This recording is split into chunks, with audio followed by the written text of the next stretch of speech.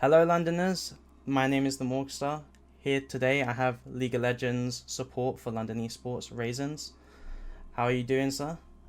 Yeah, I'm doing really good. I'm doing really good. Thanks for having me. No problem. I have London Esports merch, or unofficial. Got a piece of paper, stuck it on my shirt, just to represent London. Anyway, what I wanted to get into today was, as of recording this, Worlds has just finished, and I went into your stream and saw that you predicted 3-1 to down 1, which props to you for getting the correct prediction. So I wanted to get your thoughts on the final ones, like what your opinion was of both teams. So the finals was closer than okay. Everyone was hoping for Suning to win. They're the underdog, and they were a very fun team to watch. But I think most people were expecting Damwon to win, and the finals did play out as expected. But they were the most competitive finals we've had in 3 years, and I'm just happy I didn't get to see EU get smashed 3-0 again. That was the silver lining to us not making finals. But Damwon are just an unreal, unbelievably like disciplined and solid team. So watching them, it's like watching a constrictor like wrap itself around someone's neck and slowly suffocate them to death. So yeah, they're very, very methodical. And I think game two, the only reason they really got caught out or lost was Suning kind of throwing curveballs. And I mean, Suning still played very well Yeah. in some parts of those games, but um, Suning pulled out some fancy stuff in game two that Damwon probably weren't expecting, and I think that was the only reason Damwon dropped the game. Yeah, Bin's Fiora was definitely like the hard carry of that. Yeah. Um, I will say it was good to see at least like some fun games to watch. It was very enjoyable as a casual viewer myself to watch like some of those games. At least it wasn't like a 3-0 blowout as we've had, and as you pointed out. I will say that my I predicted Suning to win because even though my mind was with Damwon to win, everyone was sort of saying they were probably the favorites going into the final. My heart was with Suning and their story with like Huan Feng and like just the story of the rookies coming into. But moving on to that, I wanted to talk about like the meta for Worlds and sort of what your thoughts were in terms of your role with support, and like you see picks such as Pantheon, Nautilus, Leona sort of becoming really meta at Worlds and not really being seen too much before this. So what was your thoughts on the support champ picks? So pretty much every single role outside of jungle, their main goal is to provide the team with something that can get jungle ahead. I guess the top lane has tanks in Ornn that are mainly for team fighting, but like the way I see my role right now on this patch is, or on the world's patch rather, is I pick so that my jungle can invade. Whatever I do is for my jungler, and I will sacrifice my limbs for him if needed, because the jungler is the main carry in most. I mean, he dictates the first 15 20 minutes of the game, and at competitive like level, the first 15 20 minutes of the game usually end up deciding who wins or who loses. Um, but that wasn't actually the case in the Suning Damwon games sometimes, because every game turned into like team fights around 5 versus 5s around Dragon. But the support champ pool was still very much like aggressive, invading early, kill threat supports, because you would have stuff like Graves, you'd have Kindred, you'd have Nidalee. You know, those champions really need like someone to help them set up their damage. So that's what the support role was at Worlds. Yeah, so sort of like the support would just like help out, sort of setting up engages or ganks Yeah. for the jungler to hopefully propel other laners to get ahead early. Yep. We're Okay. very selfless. We're a very selfless Okay. role, you know? Yeah, I Yeah. mean, I think champs like that are sort of like Bard as well. Say Bard and Rakan, they're very like heavily roaming support. So in your own game, is that sort of something that you bring out into your teams? Yeah, I don't even think the champion matters in support right now. I think as support, you just leave your AD carry after level 2 or 3, pretty much in competitive gameplay. Like that's just how it works. The support and the jungle, the support's there for bot lane. He gets his XP and then he's gone for the rest of the game.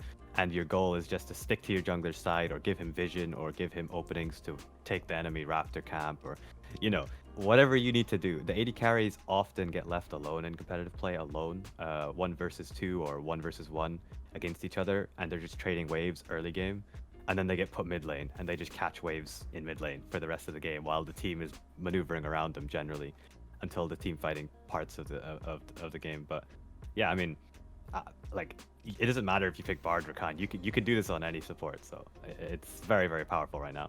Okay. So moving on from like the meta at Worlds, I sort of want to get your prediction on like the preseason.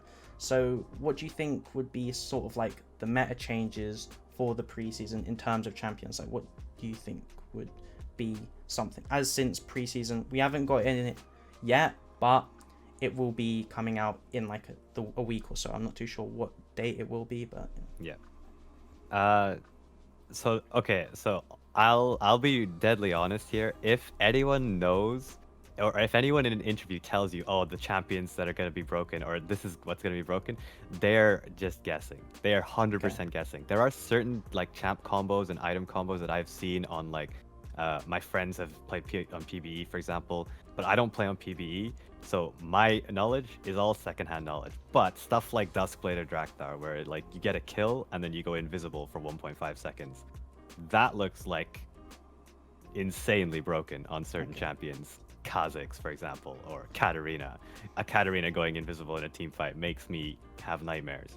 So I don't know. There's a few other items which I haven't even taken a look at, because I want to get surprised. I want to roll up to preseason on day one and be like, what does this do? But my feeling is it's just gonna shake up the entire game. Like there's gonna be super secret OPs. There's gonna be sleeper OP items. There's gonna be champions which burst out of nowhere and you abuse an item.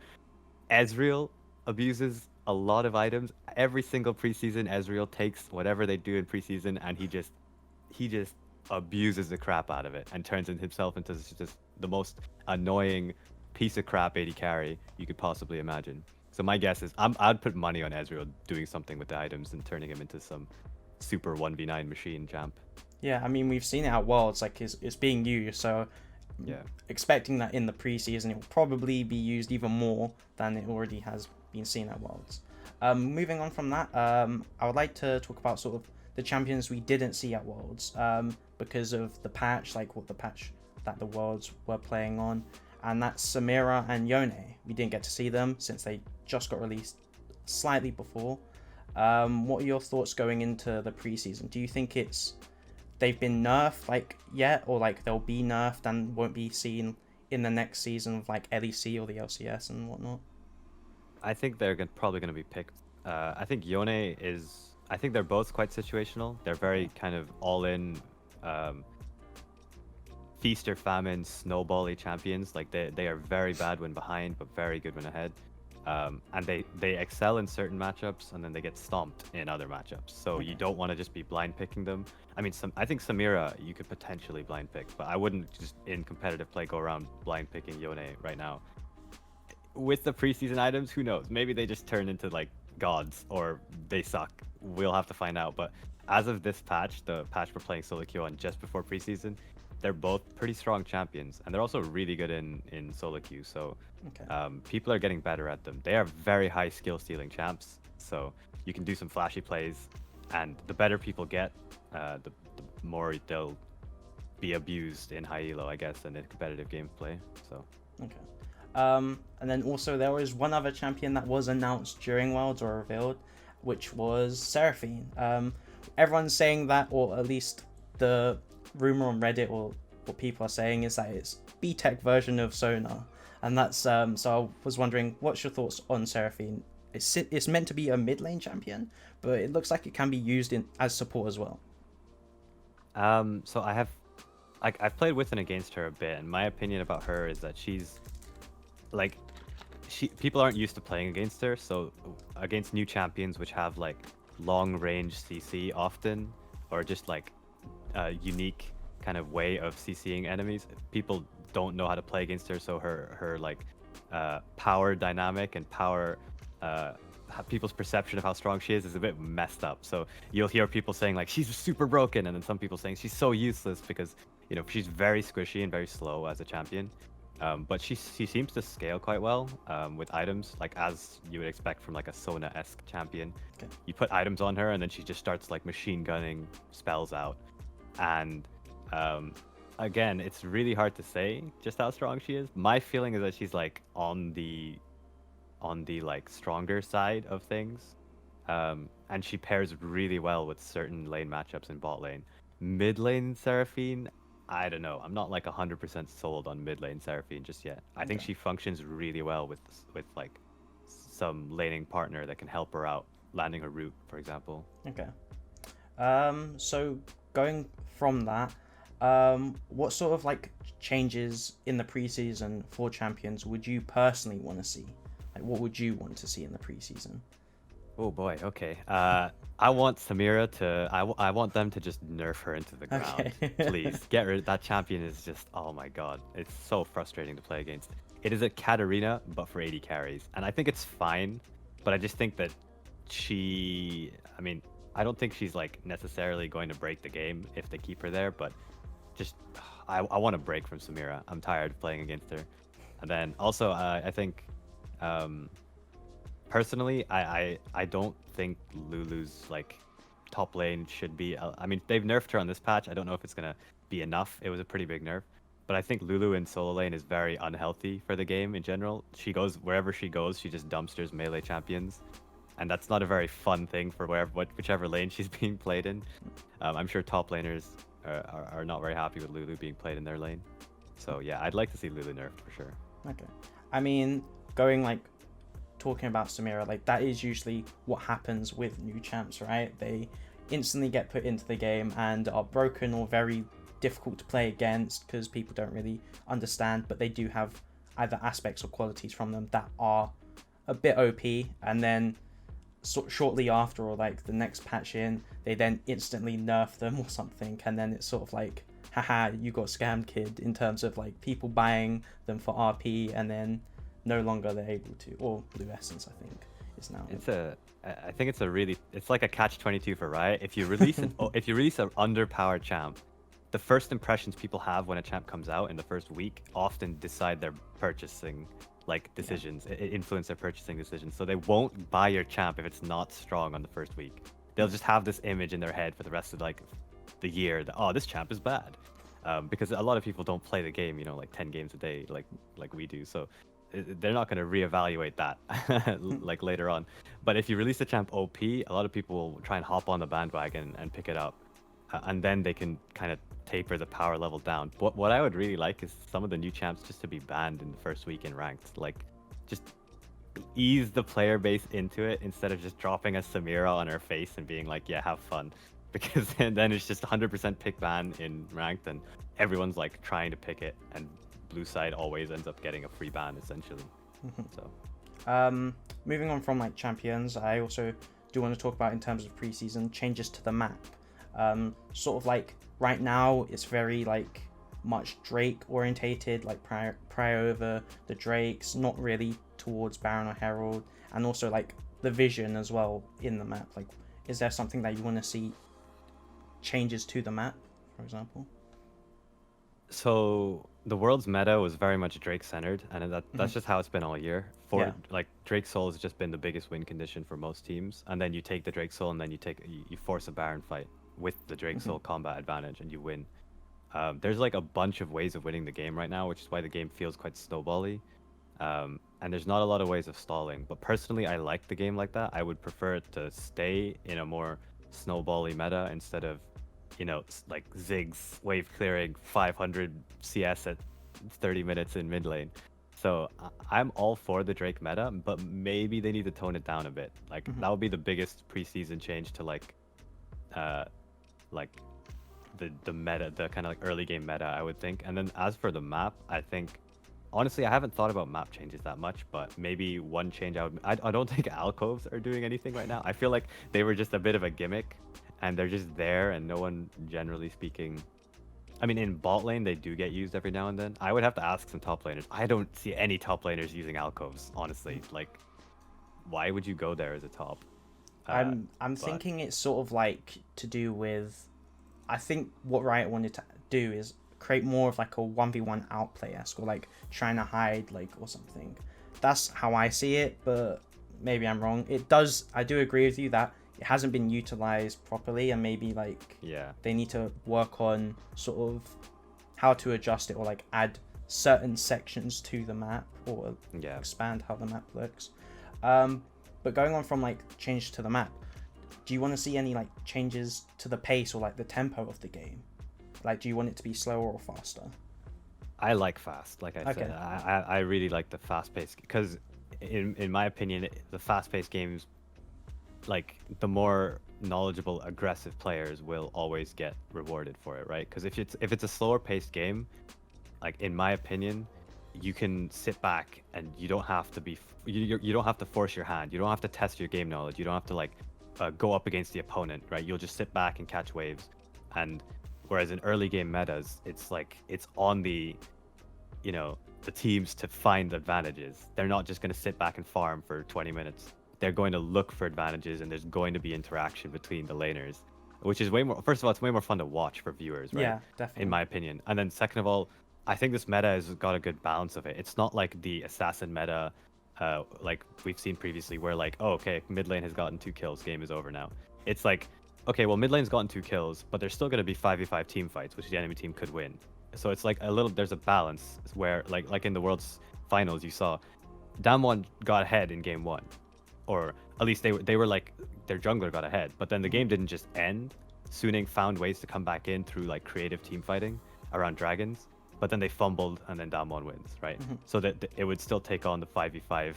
Like, we all like team fights. We all like seeing massive 5v5s where like everyone throws around their ults and cool stuff happens. But I also don't want to have like 20-minute snooze fests leading up to that, where everyone's just like, all right, we're just gonna farm for our items and I'll see you at Drake. Because that's the Korean approach. The old exactly. Korean Yeah, that's just super boring. Yeah. I mean, personally, for me, I'd probably maybe want to see it a tad slower, because maybe then we won't see G2 get like the fastest Worlds game in history. Maybe. Going from the speed and tempo, looking back at like previous patches, sort of like with Drake Soul, as you mentioned, and also like the plants being added to surround the map. I was wondering either what was your favorite preseason patch that you played? Ooh. That's a really hard question. I mean, so last year's preseason, or was it the preseason before, that introduced the updated support items was very interesting, because for my role, it actually fixed a couple of the annoying parts about the role, you'd be pigeonholed into how you earned gold, and then that would be it.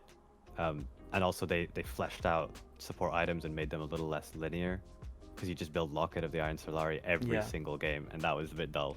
But I have fond memories of some like preseason patches which maybe weren't the healthiest for the game. So for example, everyone building Black Cleaver. I think that was season 4 preseason or something like that, where you would have like 6 Black Cleavers on every champion because they stacked and it was just giga broken. Or like the preseason patches where you'd have like top laners starting red pot and like 5 health potions. Back when you could buy a red potion and it would give you like a ridiculous amount of early game, and then top lanes would just level 1 fight. It was hilarious. I don't think it was good for the game, don't get me wrong. Those are bad like patches balance wise, but it was really funny for the game. Oh, and when Ezreal started building jungle item in bot lane, that was also a stupid patch. Yeah, I remember there was like, I think for a small time, there was Jungle Echo, like people started... Echo? Ezreal, sorry. Jungle Ezreal, yeah. I mean, he would even build jungle item as AD carry. That was the crazy thing, right? He would build, it was lizard, like what was the item called? It was like blue lizard buff item, which would burn enemies if you like bought the item. It would burn enemies on spells, and Ezreal could like just spam Qs and just keep the burn going. And it was really dumb. It was like a Leandries, but in the jungle. It was really dumb. It was like a mini red buff or something. Exactly, yeah. It was super stupid. So yeah, moving from that, sort of, you mentioned that sort of during the preseason, you sort of do secondary research in terms of like let people figure out on the PBE, to like figure out what works in preseason, what's good, what's bad. So going forward, is that when preseason does hit, is that sort of your routine, is like waiting for other people to like figure out and then sort of then working on that yourself, or is it sort of going into PBE and then just trying to figure out what's best right now? So my like, okay, so preseason is really tough because a lot of pros take breaks, a lot of high elo players take breaks. So the solo queue like quality in preseason is very volatile, right? So, and in my opinion, gathering like opinions about the game in normals is like not a reliable method of gauging how strong things are. I mean, so I would like to have, you know, take the champions or the items into solo queue in ranked and play against players who are like trying to win. Unfortunately, obviously in preseason, people don't care about their rank as much and people are just trying to mess around and have fun. And again, like I said, a lot of good players take breaks. So sometimes it can be hard to accurately identify whether something is strong fast. That's why it takes in preseason. That's why it takes like weeks before, you know, the OP stuff starts to like get ironed out almost. It's just super volatile because everyone kind of doesn't give a crap. It's the Wild West during preseason, which is kind of why it's fun. It's really enjoyable to play, but it's also not very easy to like as an individual. It's not easy to just go into solo queue and try everything, right? Because the environment is so volatile. So yeah, I think you need like maybe you need some more data. You need like OPGG stats. You need a bunch of other stats that can like identify whether an item is really good or not, because me going into like a normal game and playing against like gold players isn't really going to accurately depict whether this champion is broken or this item is broken. So yeah, because you may use like a unique or like a new item, people haven't figured it out, or they're not used to playing against a certain team comp or a certain item build, and then the person who is using that gets a false perception of how it actually is when they do play against people that are better or like have a higher level of understanding of the game. A good example would be like when Yuumi came out, people were building all the wrong items. They were building boots on Yuumi. They were skilling the wrong skills, and they were like, "Wow, this champ is trash." But like it's like that in preseason, but for all the items, right? Because they're just changing everything. That's going to be the same thing. People are going to be using the items in the wrong situations and being like, "This is bad," or vice versa. They're going to be like stomping lower level players than them and being like, "This is the most like clickbait YouTube headlines. This is so broken." Professor Akali's videos are going to be everywhere, you know. So yeah, I mean, it's kind of hard to tell sometimes.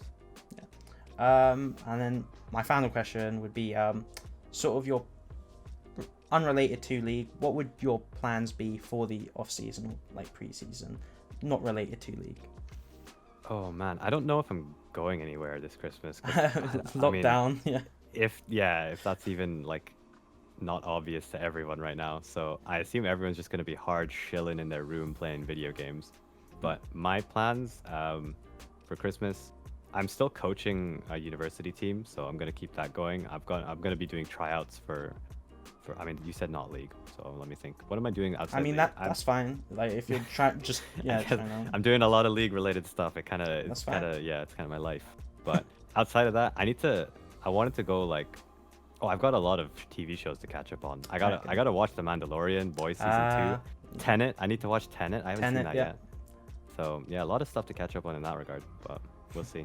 I can't go to the theaters and watch Tenet, so I have to wait till it comes out in some other form. Yep. Well, I think that pretty much sums up all my questions I have. Raizins, thank you so much. That was, no problem. I think, a pretty solid interview for my first one as well. I'm hoping to do more stuff in the future. So if you guys like that, check out some of our other videos on London Esports. So see ya.